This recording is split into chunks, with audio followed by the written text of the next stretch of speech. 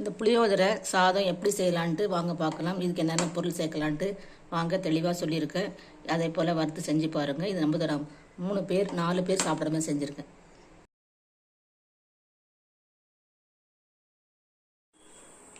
Hello friends, welcome to அரசி சமையல். இன்றைக்கி நம்ம வீடியோவில் கோவில் புளியோதரை செஞ்சுக்கலாம்.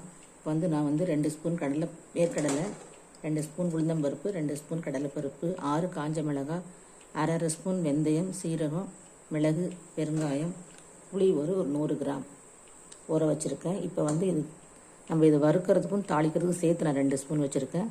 நம்ம ஃபஸ்ட்டு வறுத்துக்கிட்டு தாளிக்கும் போது கடலைப்பருப்பு மீதியை போட்டுக்கலாம். இப்போ வாங்க இப்போ ஸ்டவ் பற்ற வச்சுக்கலாம். கொத்தமல்லி விதை இருந்தால் போட்டுக்கோங்க. எங்கிட்ட கொத்தமல்லி விதை இல்லை. ஒரு 1/4 ஸ்பூன் பொடி நம்ம அரைக்கும்போது சேர்த்துக்கலாம். எள்ளு ஒரு அரை ஸ்பூன் சேர்த்துக்கோங்க.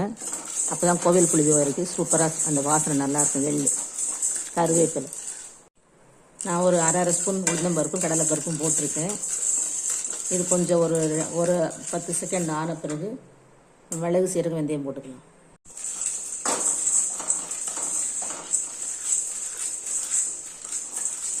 எள்ளு ஒரு அரை ஸ்பூன், வெள்ளை எள்ளு, கருப்பு எள்ளு என்கிட்ட இல்லை. இப்போ வறுத்துருச்சு. இந்த எள்ளு படப்பண்ணு பொரிஞ்ச உடனே இதிலே கொத்தமல்லி தூளை போட்டுக்கலாம். ஸ்டவ் ஆஃப் பண்ணிட்டேன்.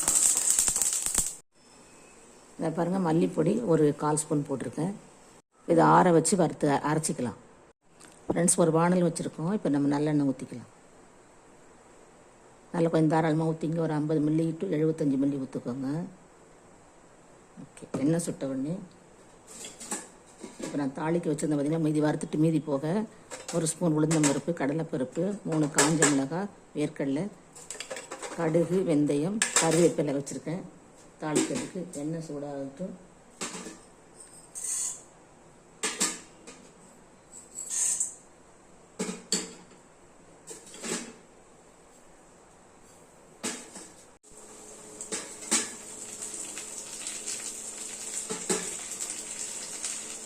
வேர்க்கடலை,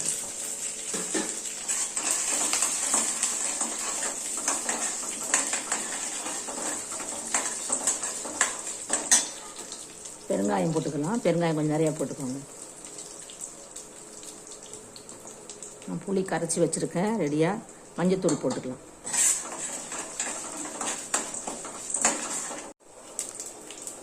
நல்லா வறுத்தாச்சு. இப்போ புளி தண்ணி ஊற்றிக்கலாம்.